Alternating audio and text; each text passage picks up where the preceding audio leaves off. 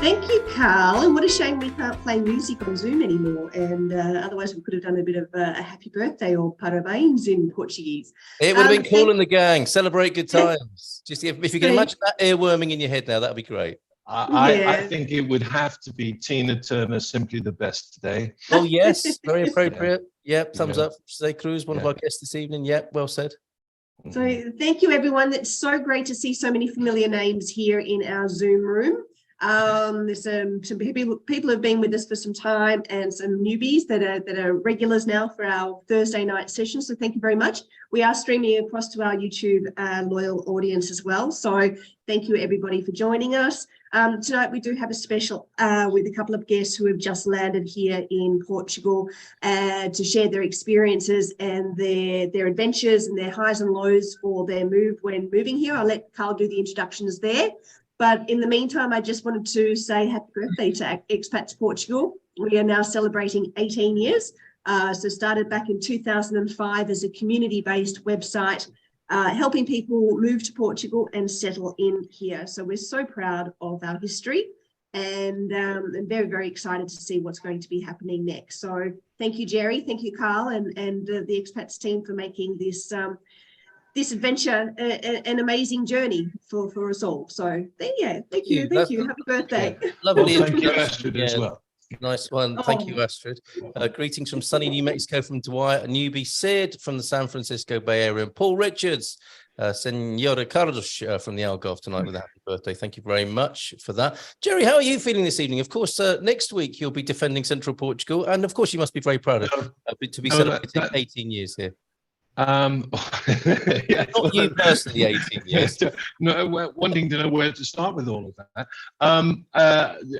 Next week is not me defending Central Portugal. It's actually the battle between Lisbon and the northern region of Portugal. Cool. So it's Hank and Trevor. It's just Trevor. Thank you. Hank and Trevor will be battling it out, and then in July, Central will take on the winner of that. So that'll be interesting. And you'll be watching and taking notes, I suspect, next week. Oh yeah. Let's get ready to face the winner from next week. Perfect. Yeah, and seeing how I can best attack that, and looking for their weaknesses and so on, which I'm sure I'll find many. Not competitive at all. As Astrid said earlier, Expats Portugal was founded in 2005 by a gentleman called Simon Pownall, who was a Brit living in Portugal. It was founded predominantly to provide a forum for its members. And I would have loved to have been able to produce a few of the old forum messages today, but I could not find a way to sort of pull them out by age. It doesn't offer that sort of search function.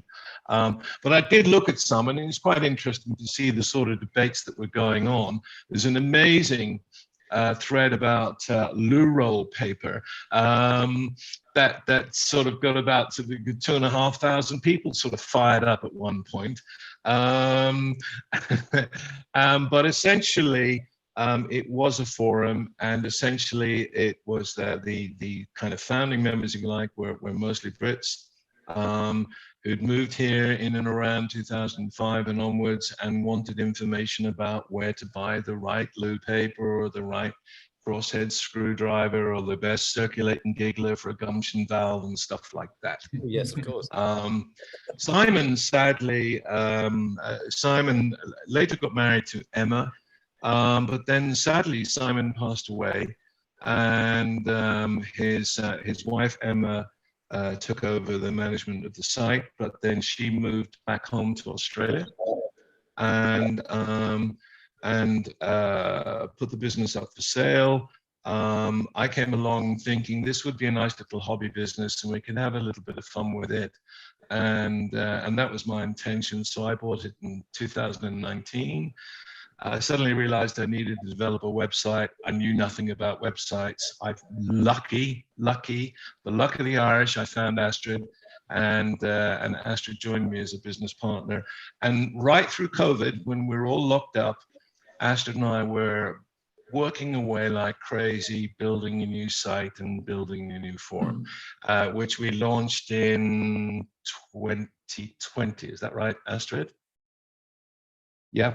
And since that time, we have more than doubled the membership. We started with around 6,000 members. We're now on 12,400. It continues to grow on a day-by-day basis. We've totally developed into assisting people to relocate here and helping people who have already relocated here.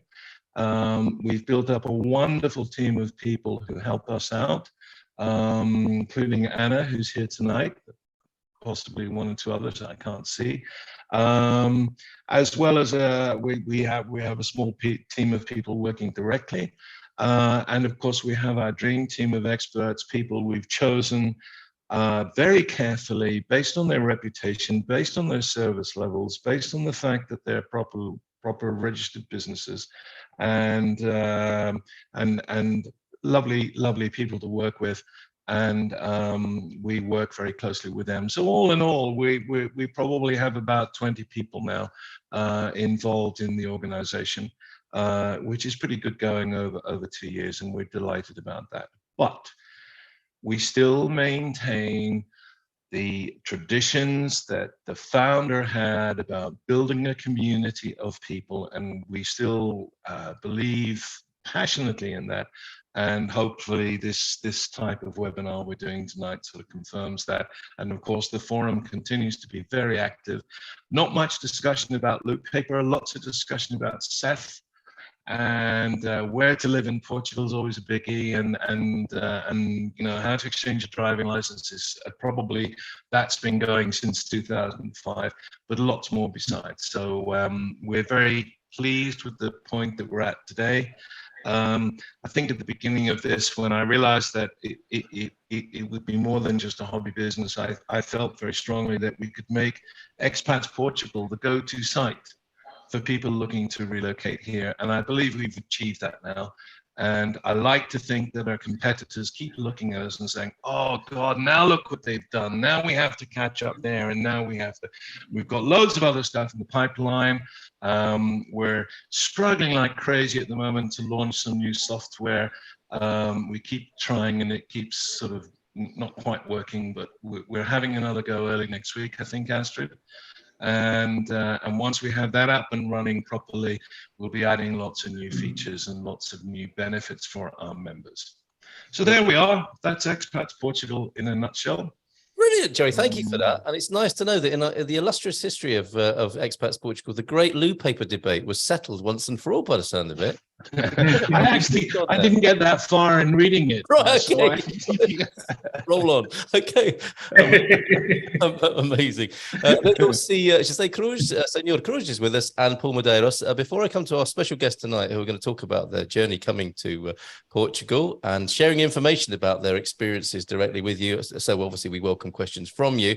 And thank you, Jerry, for that. I'm going to give you a little bit of background, some historical information. What was Portugal like in 2005? Thank you, Jen, for your comment. Happy birthday to Expats Portugal. So happy to have met some of you. We have been compiling the wealth of information you so willingly share, and looking forward to our retirement to Portugal in about 3 years.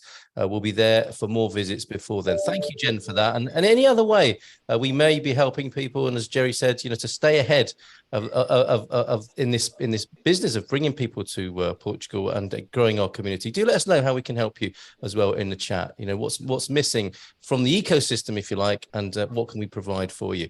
Warren says, thanks for the bit of community history, Jerry, very interesting, agreed. And hello and happy anniversary from Viana do Castelo. The North beats Lisbon hands down. All right, steady on, B. Dyson. That's next week's kind of talk. And grateful to you all, says Julie. We'll be back for the latter half of June to search for a place. How lovely. Is that in lieu of paper? Okay, that's quite enough of the toilet paper commentary. Thank you very much, Warren. So notable birthdays then. I noticed a couple of days ago, Portugal was said to be 844 years old. So Expats Portugal's got a little bit of catching up to do, to be fair. And when I researched this, it was when there was papal recognition of Portugal becoming a kingdom. So not entirely a birthday, although something that can be celebrated when Afonso Henriques became king. More likely that in way of a birthday for the country, it will be Portugal Day that's celebrated, and that's coming up as a date for your diary on the 10th of June, Day of Portugal, Portugal Day, Day of Camões and the Portuguese community. So all around the world, Portuguese people celebrate on the 10th of June, which commemorates also the death on the 10th of June, 1580, Luís de Camões, the poet and national literary icon. And then casting our minds back a little closer to 18 years ago, the president at the time was a gentleman called Jorge Sampaio, and prime minister for until the 12th of March of 2005 was Pedro Lopes, who gave way to José Sócrates. And guess what he did when he first came into power? He put the taxes up. And I'll return to that in just a moment. In motor racing, Brazil's Alex Barros wins the 2005 Portuguese Motorcycle Grand Prix. And that was held when they still used to race at Estoril. I'm not sure if they do so much. I think the preferred racetrack is in the Algarve, but I'm sure Mr. Richards, Paul Richards, will put me straight on that. On the 20th of February, that's when Senor Sócrates was voted, winning a majority of seats in the assembly with 45% of the vote, the party's best ever result in the national election. I think people were ready for change. The Social Democratic Party of outgoing Prime Minister Pedro Santana Lopes receives 28.8% of the vote, a drop of 11.5%. Turnout increases to 63, enviable figures for many countries around the world. Turnout increases to 63.6%, reversing a declining trend in voter participation observed since the election in 1980. So a real spirit of political interest there back in 2005. On the 22nd of May, Benfica won the Primeira Liga, and the club's first league title for 11 years. So at different times for Benfica, of course, as Benfica fans will be a little bit embarrassed to know, but sporting fans will absolutely love. On the 25th of May, when José Sócrates comes in, he introduces a series of tax rises designed to limit the country's expanding budget deficit. And for Eurovision, Portugal didn't make it with their song Amar, written by José de Ponte, Alexandra Honrado, and Ernesto Leite. It didn't make it past the semi-final, sadly. On the 30th of July, the final edition of the newspaper Comercio de Porto, that had been published for around 150 years, ceased.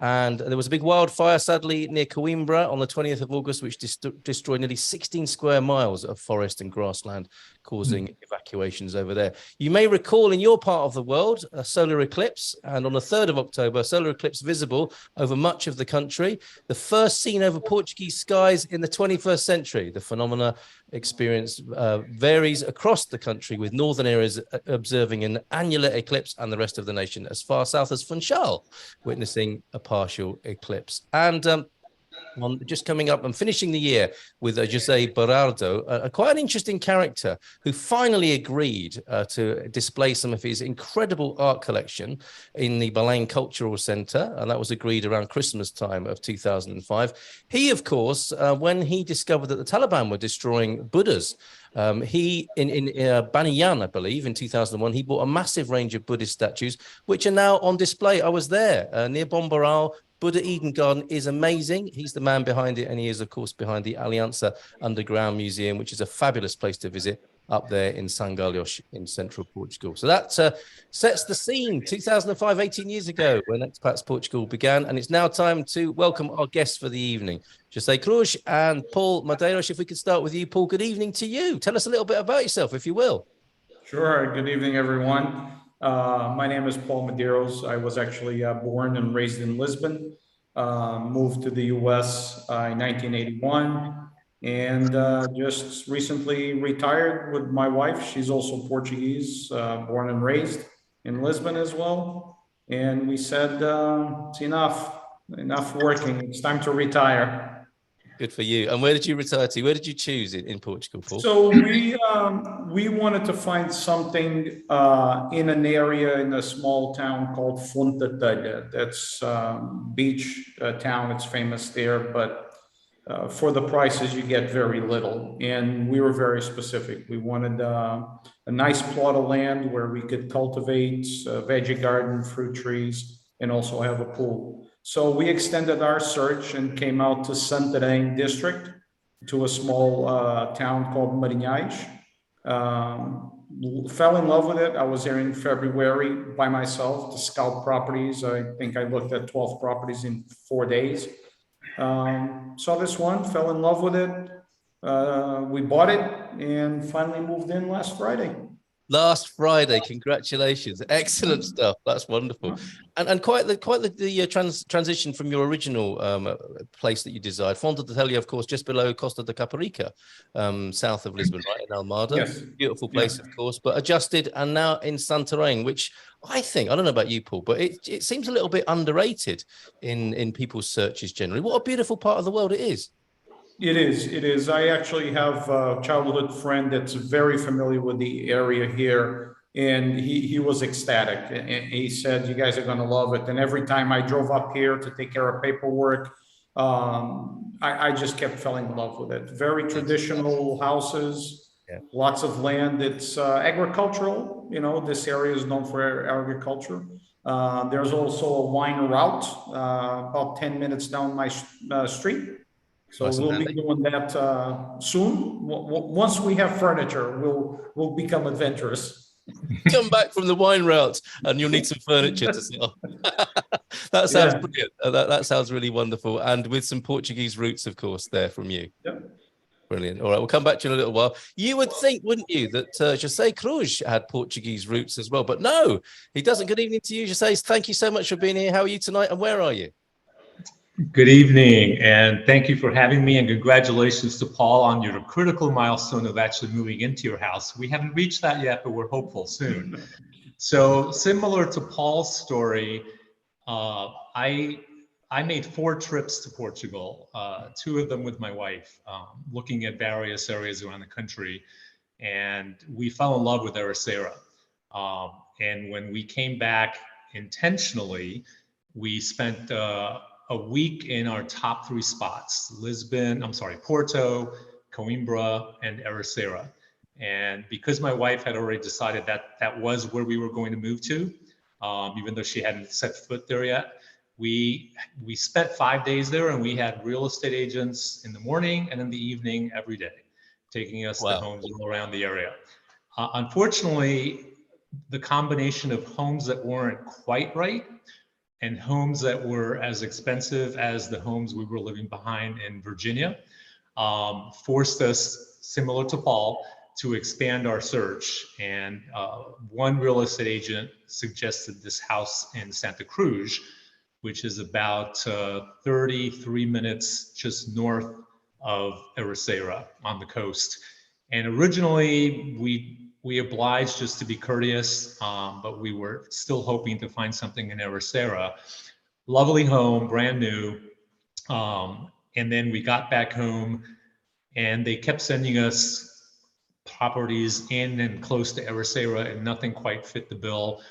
We had a very nice home in Virginia that we had heavily customized to exactly the way we wanted it. That was intentionally, ideally supposed to be our last move. We had moved 6 times before. That was our last move ever, and we planned to retire in Washington, D.C. But then between the crazy politics of one particular party and the insane gun violence with absolutely no response from our political leaders, my light bulb went off when my wife said she didn't feel safe going into Washington, D.C. anymore. And I said, this is no way to live. So we started looking around, and Portugal was the place that seemed like a safe place, warm people, great food, amazing wine. So anyway, long story short, we kept getting realtors sending us other properties. Nothing quite seemed right. And then suddenly one night, my wife looks at me and says, "We need to buy that house." I said, "What house?" She said, "The one in Santa Cruz." I said, "I thought you didn't like it. You were dead set on Ericeira." She goes, "Yeah, but look what we're getting. Nothing's fitting the bill." And that house was great. So we entered into a promissory contract.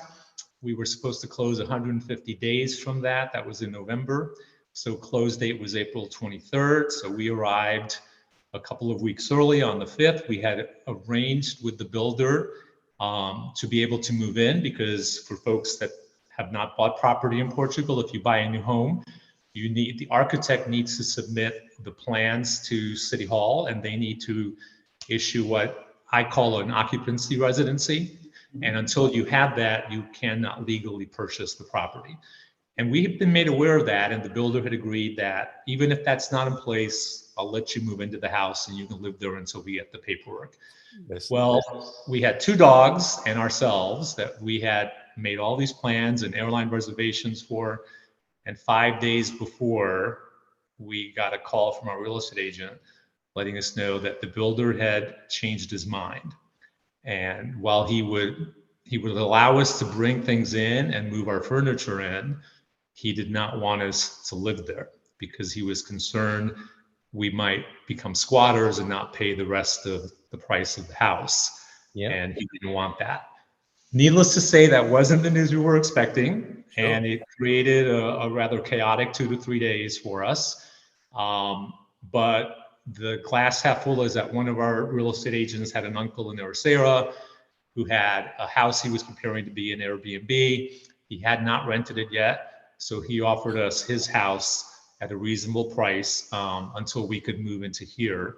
And so we've been staying in Sarah and enjoying the lovely town that we initially thought we would be living in, and then commuting back and forth, bringing things up here and working with the builder to finish some odds and ends things. And then we just got approval today from the builder that because there was a delay on his part, there were 3 deadlines, and this one was serious, otherwise he would be in breach of contract. So he has agreed to allow us to move into the house. We'll pay him 50% of the purchase price, or the balance of up to 50%. And then once the paperwork comes from City Hall, we will sign the deed and officially pay the remaining 50% and be homeowners again. We're technically homeless right now. Wow, and what an interesting story of plot twists, and a great milestone to celebrate today. So lots of celebrations today. Thank you for that insight into where you come from. Let's stay with you, and we'll come back to Paul in just a moment. But how was the process? And we got some insight into it there. You know, the flash of inspiration from your wife saying, "Look, we need to get this house." A nice little surprise for you. It's what you ended up doing. But generally speaking, how has the process been for you in moving to Portugal? It was, for the most part, it was okay. Yeah. But there were certainly some things that surprised us. And I think the key takeaway for us was plan on things taking longer than you think they will, or longer than you think they should. Yeah. Plan on getting sometimes contradictory or confusing information and having to go back a second time or a third time. And plan on things being, quite honestly, more expensive than you thought they would.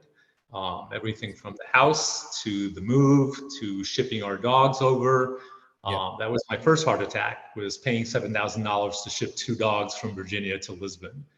But I will say this, even when we have had setbacks, the Portuguese people have been amazing, except for our builder, with whom we're still a little miffed. And I understand his perspective, to be fair. But everyone else, we have a neighbor across the street who literally, when we first came here the first day, came out and introduced himself and said, "Hey, I lived in New York for many years. I speak English. If you need anything, just knock on my door." He has probably spent 3 or 4 days driving with us to parish councils and city halls and Mio and, you know, the phone company, and I mean, you name it, he's gone with us, he's translated for us. Just amazing experiences. So we cannot say enough about how warm and welcoming the Portuguese have been. How lovely to hear. That is really that's a proper Portuguese welcome, isn't it? And thank you for your notes there on, I guess you're thinking upside, aren't you? Wishful thinking, just wanting to be here, and a little bit of a caveat about allowing extra time and extra budget with the whole process. So thank you for that. And as I said earlier, Carl, we found that nata, bicas, and great Portuguese wine is more than enough to mitigate any setback, any heartache. So we're all in. There's your medications right there in Portugal. Excellent stuff. You've hit a note with Jennifer, Dottie, Laurie, Sid, and Courtney here. That's also a huge reason for us, plus cost of living compared to the Bay Area. As my friend who now lives in Spain said, he evacuated the US instead of emigrated to Spain. That's really very interesting and poignant, isn't it? Jennifer, thank you for this question. We'll come to you in a moment, Paul. Can someone please give us the names of each of the towns for Paul and Jose? Ericeira is what I'm catching. Yes, so Ericeira and Santa Cruz for you. Your namesake town, that's your Zé Cruz of Santa Cruz. That's fantastic, isn't it? And everybody thinks you're Portuguese, right? That's one of your experiences as well. That's correct. I did not know this until I came here, but apparently Jose Cruz, as they say here, is pretty much like John Doe back in America. And so everyone sees my name when we make a reservation or go to a hotel or do anything, and they immediately assume I'm Portuguese because that's a very common Portuguese name. So I guess the glass half full is it's more of a motivation for me to learn to speak Portuguese because they immediately start speaking Portuguese with me. Yes, if only to say, please slow down. I'm not actually Portuguese. Right, brilliant. Por favor, no, sou americano, no falo português. Very good, very good. Paul, yeah, thumbs up from Paul there. If we could go back to the names of where you live is rural, and not many people will have heard of the town. And what's your nearest biggest city, Paul? So the nearest biggest city is Santarém. It's about 20 minutes for me, back road, little stretch of highway. And I'm also 50-minute car ride for northeast of Lisbon. So where I lived in the US, I lived in Massachusetts. I also lived in the suburb, which was 45 minutes from downtown Boston as well. So we didn't change our lifestyle. I couldn't live in Lisbon, although I was born and raised there. I just couldn't deal with the hustle and bustle of the city and the noise and not having my own, piece of property and quiet. So Lisbon was never, any big city was never an option for us. Yeah, but really handy for the airport. You're on the right side of town for the airport there, aren't you? Yes, yes. So for people to know, this is a good option if you need to be near the airport. And Santarém is a town and a district as well, just to focus that for people and put it in people's minds and locate you on the map. You were nodding quite a lot when Jose was talking about the contingency, I think, with cost and allowing extra time. How has your experience been moving to Portugal?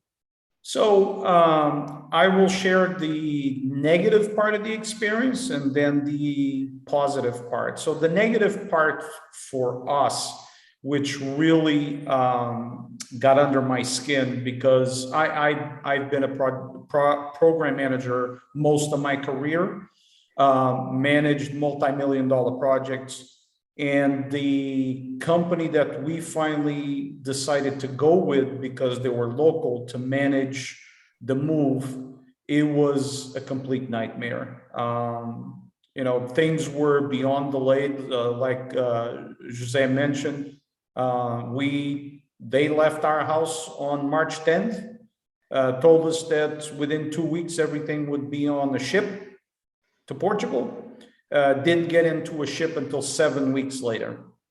And it was excuse after excuse. And luckily, contrary to Jose's experience, we stayed with family this whole time. Yeah. So, we saved a lot of money there because otherwise we'd be in the same boat having to rent an apartment this whole time. So yeah, that was not, and still hasn't been. I mean, our car, we decided to bring one of our cars with us. The car's already damaged. No, in transit? No. It was, so they picked up the car the same day. They left my house. When the company that went to pick up the car at their warehouse, and I won't mention their name, but I asked them to please do an inspection, take pictures. The car's already damaged and had been sitting in their warehouse for 7 weeks. Wow. So yeah, that was awful experience. I mean, got to a point that I took over and scheduled conference calls, acting as the program manager for this move, because the individual, and sadly enough, he's the director of sales of this company. It was just horrendous. At one point, I told him, if you worked for me, I would have fired you 2 days into this project. Wow. An awful experience. And you're so vulnerable, aren't you, of course, in that position. You might expect a little bit more empathy and compassion from the company.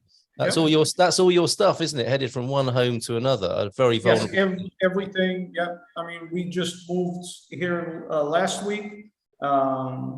We have things that I want to work on, but all my tools, I brought every single power tool, everything with me. And we're just sitting around taking care of the fruit trees, the veggie garden, and just waiting. Just waiting for your stuff to arrive. Well, that'll be just a great waiting. relief. Yeah. I'm kind of hoping that an articulated lorry is going to hoot its horn and you're going to have to leave us because they're at the bottom of the drive with a delivery for you. That would be an amazing result tonight. But good luck with that. So that's the less attractive part of the journey so far. What did go according to plan, or what other surprises were there? Well, not according to plan, but to your point, Jerry, was surprising. So I've been coming here every year, some years, twice per year. And, bureaucracy still exists, but I was not prepared for how easy and pleasurable it has been to go into every government office to get my citizenship card updated, to buy the house. So I really have to give kudos to the real estate agency that helped me find this house, because these folks are beyond nice. They, even today, I went down there, I said, I still need to turn the water, change the water bill over to my name, and no worries, here's where you need to go. If you need us to go with you, we'll go with you. They're local here. They know the area in Santarém. Just to give you an idea, they closed on 22 houses this month. Good heavens, right. So a lot's changed since 2005, clearly, hasn't it? We are going into an exponential interest in Portugal. And it's funny because as I'm sitting there talking to the owner about this, he's been in business for 20 years. And it fits the name. Am I allowed to say their name, or is that not of the real estate company? Yeah, absolutely. Credit where it's due. Oh, great. These people have been amazing. So go ahead. Their name is Vendo o Mundo, which in English is I sell the world. Yes, and it's fitting to them because at 22 closings per month, they're. But I mean, that was hands down the best experience. They've took us everywhere. Like today, I needed an electrician because I need to install a motor to make the gates open automatically, because my driveway is 100 meters long, and I tell you, it's a workout to go down there to unlock the gate and come back up. Yes. So yeah, that's a relief then. Right, okay. So yeah, they hooked me up with that. I needed a plumber to do some work here because I'm not familiar yet with how things are done here versus the US. I'm a handyman. I did all my construction. But yeah, I mean, these folks in the community here, to everybody, give this area an opportunity. Come out here and visit. I'll volunteer. I'll meet you. You want to talk to these realtors? I'll go down there. I'll translate. Their English is not the best, but they're awesome people. They know everybody. They know the area, and yeah, they showed me one house. I was like, I'm not so sure. So we'll show you another one, and boom, that was it. As soon as I got done touring the house, I told them I'm buying this. So that was hands down the best. Was dealing with Vendo Mundo. And with the finance division here in town, the Junta de Freguesia, just outstanding experience. I mean, I couldn't be happier with the experience so far dealing with folks here in this area. And is that because is part of that, do you think, and I'm delighted to hear that, and I think we've got Vendo Mundo in the chat. I imagine Astrid will be giving him a call as well. They may well appear in our business directory soon, and maybe even on a webinar, because they sound like great people sometime soon. And yeah, great to hear of your experience in government offices. Is there something of you returning as a Portugal son that's part of that, do you think? No, because so as I'm laughing internally hearing José mention now they hear his name, they automatically assume they're Portuguese. Yes. With me, it's always been the opposite. They look at me and they automatically assume I'm a foreigner because I don't look like a typical Portuguese with, brown hair, brown eyes. Yeah. So even when I lived here, I'd go somewhere and people would look at me and, I did have hair at one point in time, by the way. Didn't we all, Paul? Didn't we all? And he was,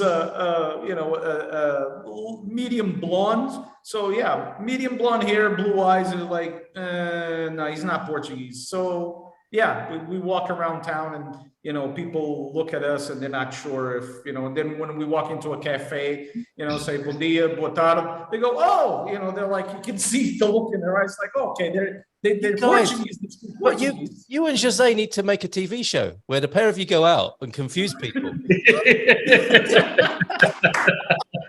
Who's the real Portuguese? That's right. I'd watch that. Yeah. That's great. Well, lovely to hear of that. And for many people, that's going to be a tick in the box of Santarém to hear that that the reception is good for people going in and doing government business, and that's really good intel to have. I think wherever you are going to be moving to in Portugal. So thank you. Oh, sorry. Hands down. Great place to be. Santarém, everybody.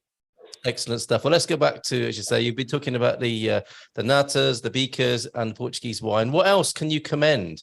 Things that you were expecting, and again, things that you've discovered in your time here, as you say. So I actually made a list because, much like Paul, having endured and lived this experience, some of it was quite frustrating in the moment.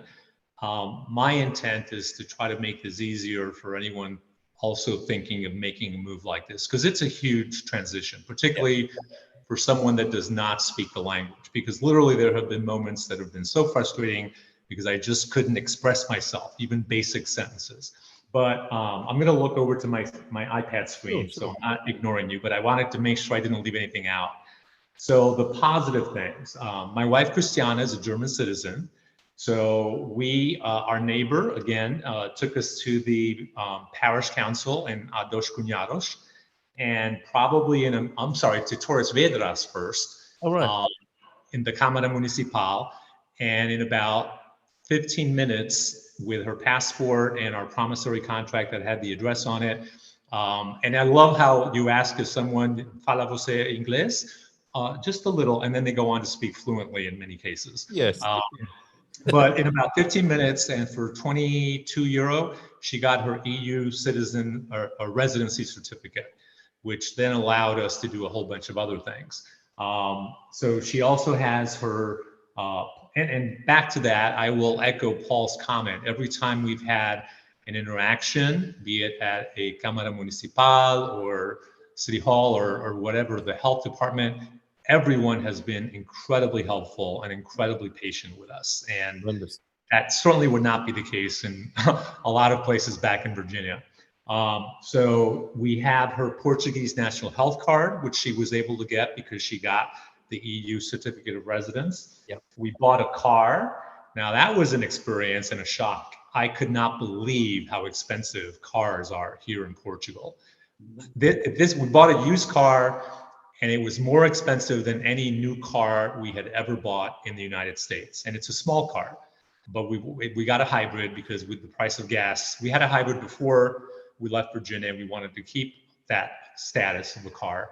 And so that's what we decided on. But I was floored. I could not believe, and obviously a lot of it is because of the 24% VAT that you have to pay the government when you purchase a car, new or used. But went through a great dealer, Santagal in Lisbon. So we joined the Portuguese Auto Club. Again, they were fantastic and very, very helpful. And there are a ton of benefits. I think you have them on your show, Carl. And unfortunately, I didn't know you offered a discount before we joined them, because we bought the car and had to have insurance to drive the car off the lot.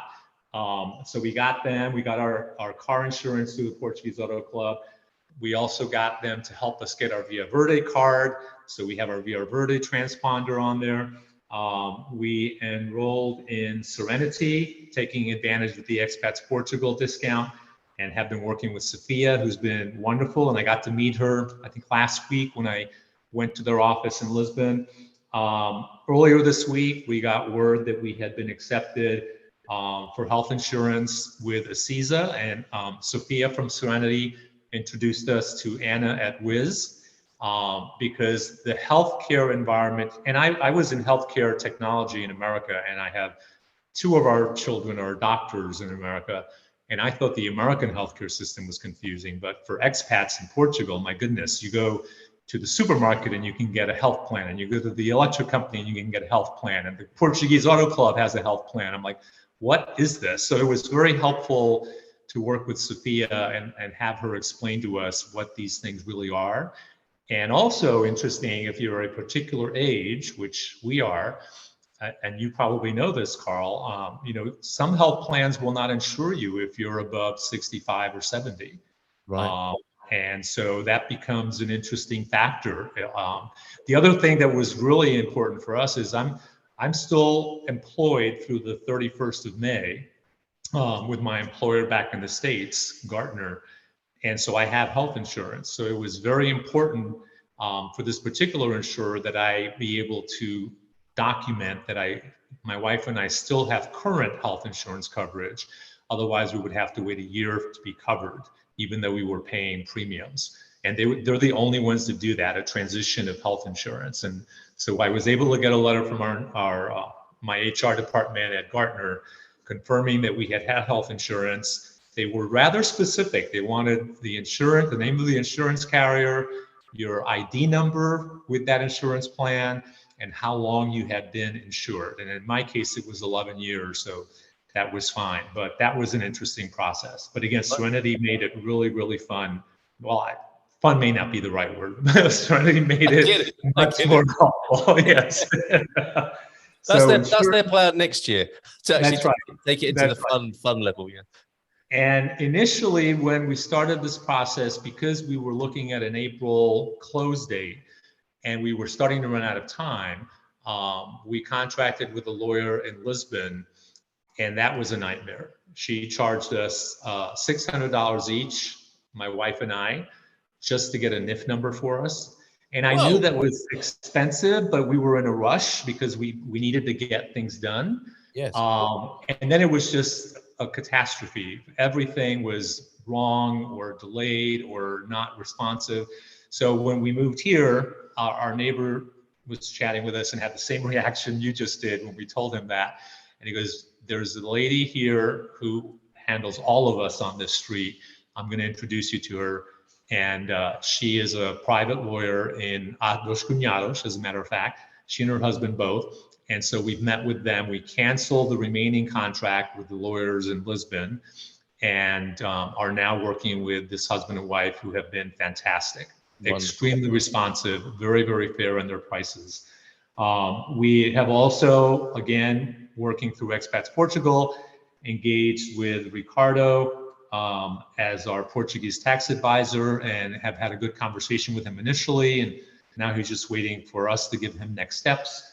And as I mentioned before, you know, it seems like everywhere we go, the Portuguese just are so incredibly warm and welcoming. I'll give you one anecdote. I was in Évora. I came back. This was my third trip. I went to take a half-day digital nomads workcation, as they call it. So you learn Portuguese in the morning, and in the afternoon, you go do cultural things and practice the Portuguese language. And the second afternoon I was there, I was going shopping for my wife to get some gifts for her friends. Stopped and got one of those lovely blankets that you see from Évora. Then I stopped and got some gingina for a friend of hers. And then I went to a souvenir shop to get things for our family. And then I went to have lunch. As I'm done with lunch, I go to pay for it and realize I can't find my wallet. Right. And I'm frantically looking, and I finally tell the waitress in, you know, what little Portuguese I could, I can't find my wallet. I think I left it in one of the places I was at before. I'm going to leave my backpack. I didn't want them to think I was trying to get out without paying. Yep. And see if I can go find it.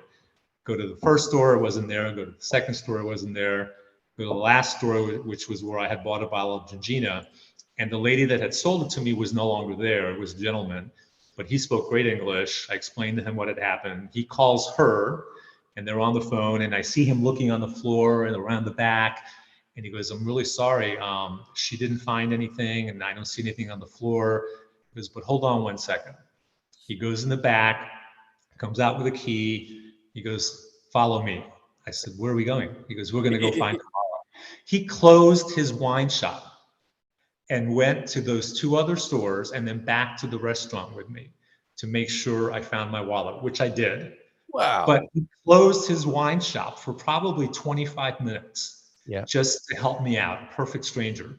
And I've had situations like that a number of times here where people have gone out of their way to help us. So now on the not so positive side, I mentioned the lawyer incident.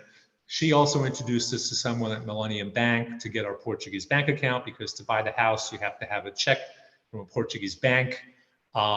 And she introduced us to someone in Cascais for some reason. Obviously, we're in Santa Cruz and Ericeira, and it was, again, a nightmare. I go for my first meeting, driving from Ericeira. The lady had left that morning, left the bank. Nobody knew I was coming. It took me 6.5 hours to open my account because I needed to have my wife resend all the documentation that we had sent her to start the account. I mentioned the issue with the builder that we're having. Even with the house, our house is on a cul-de-sac and it's at the end of the street. So the entry is on one side of the street, and then the garage is on the other side of the street, and then there's a dead end. For whatever reason, he put the mailbox on the back side of the house and the house number. And better yet, the mailbox goes into a little crawl space that is where the pool equipment is. So you literally have to open this door, crawl in, close the door. It's musty, it's filled with spider webs. Open the mail slot and see if you have any mail. And I told him, that's the non-starter. We're not going to do that every day. I don't know who thought that was a good idea, but that needs to change. And finally, today, he agreed to do that. Oh, excellent. Glad to hear it. Well, it could be worse, Jose. You could have it down the end of a track like Paul. This is true. This is true. I would almost welcome that. But get some exercise in. But I think overall, even though there have been fits and starts and everything has not, and I'm kind of like Paul, I wasn't officially a program manager, but if you saw the stack of files that I have and the Excel spreadsheets that I put together as we were preparing this, I'm very almost anal about things. And of course, my expectations are not someone else's responsibility. And I'm from New York City originally, so I'm used to going fast and I'm not very patient. So this has been a good exercise for me to take a breath. And we were at a restaurant in Porto having dinner, Pedro dos Frangos. I don't know if you've been there. And it's very well known for their chicken, and it's delicious. And my wife and I got there, we were enjoying this great meal, and then we were done. And I like to leave as soon as we're done. So I called the waiter over and I said, "A conta, por favor." And it was this rotund gentleman, and he smiles and he keeps going, and he comes back and I said, "Oh, disculpe, a conta, por favor." And he looks at me, big smile, and goes, "Calma, calma." Tranquilo. Amazing. Took us another 10 minutes to get the bill, but it's okay. All's good. All in all, we would not change a thing. We are so happy to be here and not wake up to news of another mass shooting somewhere, or people playing Russian roulette with the national debt and imploding the economy. People here are civil, they're decent, they're nice. The landscape is gorgeous. The food is wonderful. The wine is incredible and inexpensive. The bread is even more so. It's dangerous, actually, as I stop and think about it.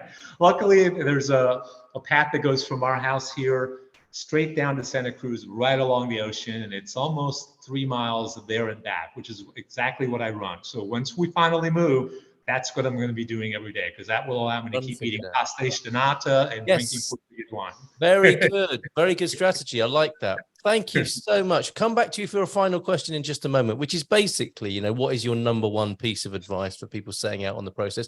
But let's get back to Paul. I want to ask you, Paul, that same question to conclude. But the whole thing about growing up in Lisbon as a teenager, moving away to the United States, how's that been coming back to Portugal?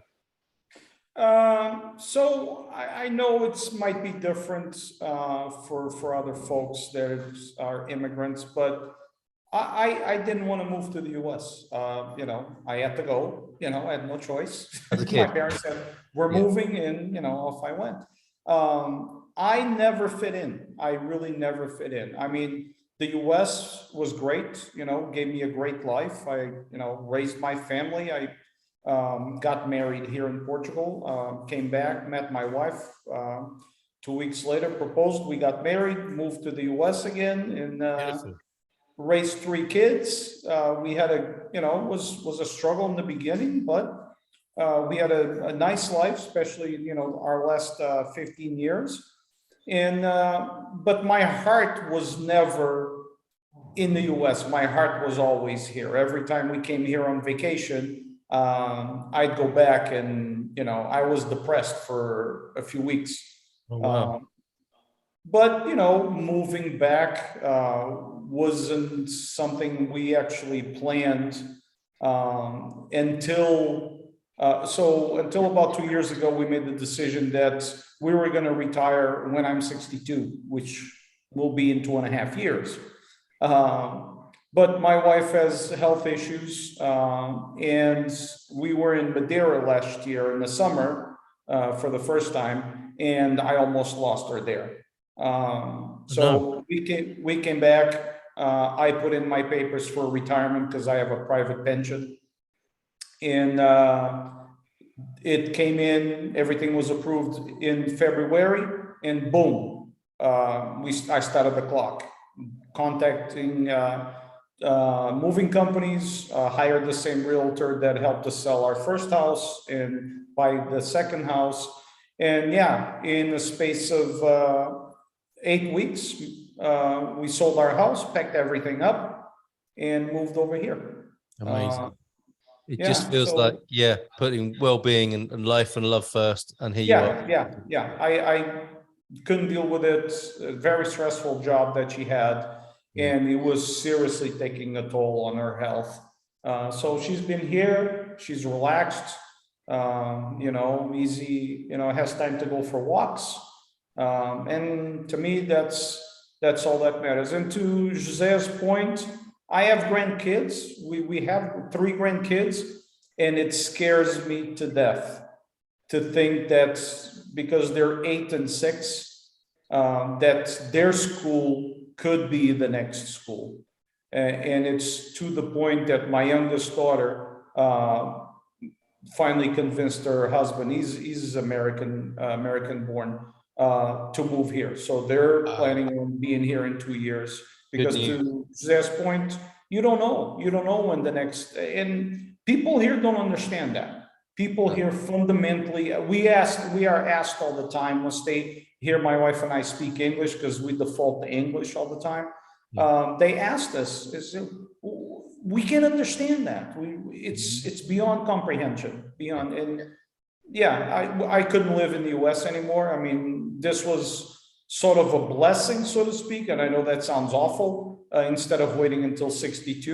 But yeah, this was the easiest decision of my life, was to move back here after, you know, to make sure my wife sticks around. So totally get it. And the teenage wrong has been righted as well, as the young man who was taken to America didn't want to go, and here you are back in your homeland. That's amazing. And finally, your number one piece of advice, if you can. I mean, we'll go to we'll stick around after the end of the recording here, so people can ask more questions. But what's your number one piece of advice to people making? José actually brought it up. Don't think this is America. This is not America. This is not your country that you moved from. And I'll say it this way. When I moved to the United States, I purposely told my parents, we are not going to live in a Portuguese community, in any town that has a Portuguese community. We came here to make a better life, then we're going to immerse ourselves in the culture, in the language of our adopted country. And that's exactly what I did for 42 years. Never lived anywhere that was Portuguese people. Here, it's the same advice that I give people. Come here with an open mind. Well, what Jose experienced at a restaurant, I know we're not used to it because I still find myself doing it. I'm like eating in a rush hour. Shit, there's people waiting for a table. You know? Yes. Yeah. But you gotta just relax. It's a different way of life. It's a social life that you didn't have, at least for us in America, for other Americans that I exchange chats with.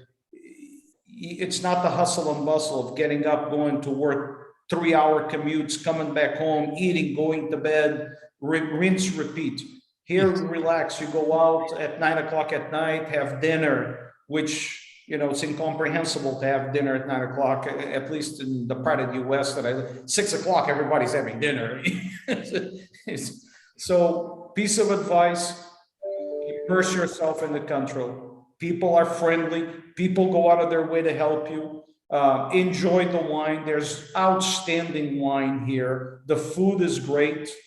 And to José's point, pastéis not are great, but anything that has the egg cream, the yellow egg cream, is to die for. Brilliant advice. Thank you, Paul. But please stick around. We do have some other questions, but we need to finish our recording for a moment. José Cruz, then last words from you then on your top advice to people thinking about moving to Portugal. I would just say do it. It's going to be, it won't go exactly as you envision it or as you plan, but if you stay flexible and stay focused on the end goal, whatever missteps you suffer along the way will definitely be worth it. I cannot tell you the difference in my wife, in myself, and in our marriage, and even our dogs. They are so relaxed here. It's incredible. Yes. And to see them frolicking on the beach, oh my gosh, it just makes my heart go flitter flutter. I mean, it's like we've entered another twilight zone. And to Paul's point, the craziness and madness and competitiveness of the US, and I was a salesperson and I'm from New York City, as I said earlier. So initially I had to decompress slowly for fear of imploding because it was just too much for me to handle all at once. But I'm beginning to understand and appreciate, you know, we go for a cafe on this beautiful little square in Ericeira, and we'll sit there for an hour and we're just buying a €1.20 cup of coffee. No one's rushing us to leave or telling us, would you like to order something to eat? It's just a completely different mentality. And it's so wonderful to just sit back and enjoy life. And I think that's the difference. In America, our lives are focused on working to buy things, whether it's a house or a car or a boat or whatever. In Portugal, people work, but they enjoy life in between every single day. And it's palpable. You can see it, you can feel it, and it's so refreshing. Now, don't get me wrong, I'm not ready to retire. I'm probably going to do some mentorship or volunteering or something. But I will do it on my own time and as it fits into our life. And that's the big difference. So I would say do your research, be realistic. Portugal is not the inexpensive place that it was 10 years ago that even we thought it would be. Budget and then add 10 to 15% more to that. Plan and add another 10 to 50% time on that. And if you maintain that mentality and that mindset and you are flexible but focus on your goal, you will be fine. And once you get here, you're going to love it. That's amazing. Thank you both so much. Absolutely beautiful stories, insight, and your advice at the end there. Absolutely wonderful. So thank you for everybody. What we do, we tend to do a sort of jazz hands applause for everybody. So if you could all show your appreciation, that would be wonderful. And there's a chance to ask some more questions. But José Cruz and Paul Medeiros, thank you so much, gentlemen. It's been fantastic tonight. Really appreciate you being here. Thank you for having us. Absolutely wonderful. I'll turn the recording off.